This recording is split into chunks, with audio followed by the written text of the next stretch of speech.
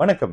நான் உங்கள் விக்கி ப்ரோஸ். நமக்கு எண்கணி ஞானத்தையும், வேத ஜோதிட ஞானத்தையும், ஆன்மீக ஞானத்தையும் வழங்கிய அனைத்து குருமார்களுக்கும் நன்றி என்ற அதே வேளையில் இது ஒரு ஜோதிட விளக்கு வீடியோ விருப்பம் உள்ளவர்கள் தொடர்ந்து பார்க்கலாம்.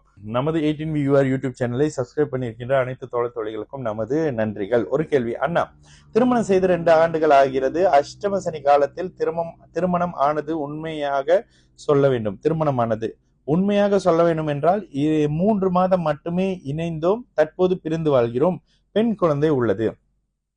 இந்த பெண் குழந்தை நீங்க வேலுண்டு வினை இல்லை பிரதர். எப்பயுமே அடிக்கடி நம்ம சொல்ற விஷயம், அஷ்டம சனியில திருமண விஷயங்களை பிளான் பண்ணும்போது தயவு செய்து 6-8 அஷ்டம சனியில முடிஞ்சா கல்யாணமே பிளான் பண்ணாதீங்க, சரியா வராது.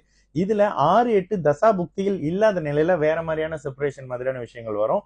6-8 தசா புத்திகள் இருக்கு, பாபத்துவ நிலையில இருக்கு அப்படின்னாக்கா கோர்ட்டு கேஸ்ன்னு போய் பிரியக்கூடிய தன்மை இருக்கும். ஒரு சிலருக்கு குருதசை சுக்கர புக்தி மாதிரியான அமைப்பு, ஒரு சிலருக்கு சுப பிரிவா பிரிஞ்சிருப்பீங்க. அதாவது வேலை காரணமா ஒருத்தர் வெளியே இருக்கிறாருங்க அப்படின்ற மாதிரியான விஷயங்கள் வெகு சிலருக்கு இருக்கக்கூடிய விஷயம். ஆனா எல்லாருக்கும் அப்படி இருக்கா? இல்லை. ஏன்னா இப்ப இருக்கிற கலாச்சாரம் எடுத்தோம் கவித்தோம்ல எல்லாம் முடிவு பண்ணுவோம், அப்புறம் அம்மாட்ட போயிருவோம், அப்பாட்ட போயிருவோம்ல. அப்ப அந்த அமைப்புகள்ல அஷ்டம சனியின் தாக்கம் கண்டிப்பாக குடும்ப வாழ்க்கையில இம்பேக்ட் கொடுக்கும். வருமானம், வேலை சார்ந்த விஷயங்கள்ல. இரண்டாவது நட்பு, மூன்றாவது நபரின் தலையீடுன்னு காதல் விவகாரங்கள்ல கொண்டுட்டு வருங்க. ரொம்ப ஸ்ட்ராங்கா இருக்கக்கூடிய அமைப்புகள்ல தான் இந்த தன்மை நீடித்து இருக்கு. அப்ப அஷ்டம சனியில கல்யாணம் பண்றவங்களே இல்லையாங்க. நானே கல்யாணம் பண்ணி அதை ஒரு வீடியோ, நானே கல்யாணம் இது பண்ணி அது ஒரு வீடியோவே போட்டிருக்கேன். இவங்களுக்கு கல்யாணம் பண்ணி வைக்க விஷயங்கள் கொடுத்துருக்கேன்.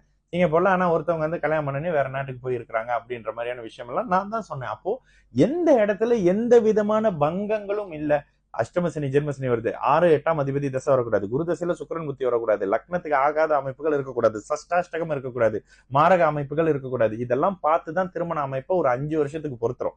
அதுக்கப்புறம் புரிதலின் அடிப்படையில அவங்க போவாங்க. குறிப்பா 7ஆம் பாவகம் கெட்டு போச்சுன்னா சுத்தமா அப்படியே கல்யாணத்தை 30 வயசுக்கு மேல பண்ணுங்கன்றதெல்லாம் இந்த விதியின் அடிப்படையில சொல்றதுதான் பிரதர். அப்ப அஷ்டம சனின்னு வந்தா எல்லாத்தையும் கெடுக்கும், எப்பயுமே கெடுக்கும். இப்ப சிம்மராசிக்காரங்களை, கன்னிராசிக்காரங்களை போட்டு படுத்திக்கிட்டு இருக்கோம். ஏன்?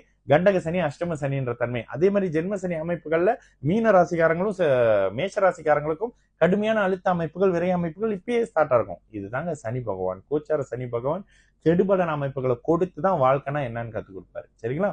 நான் உங்கள் விக்கி ப்ரோஸ். நல்லது நடக்கும், எல்லோரும் நல்லா இருப்போம். வணக்கம்.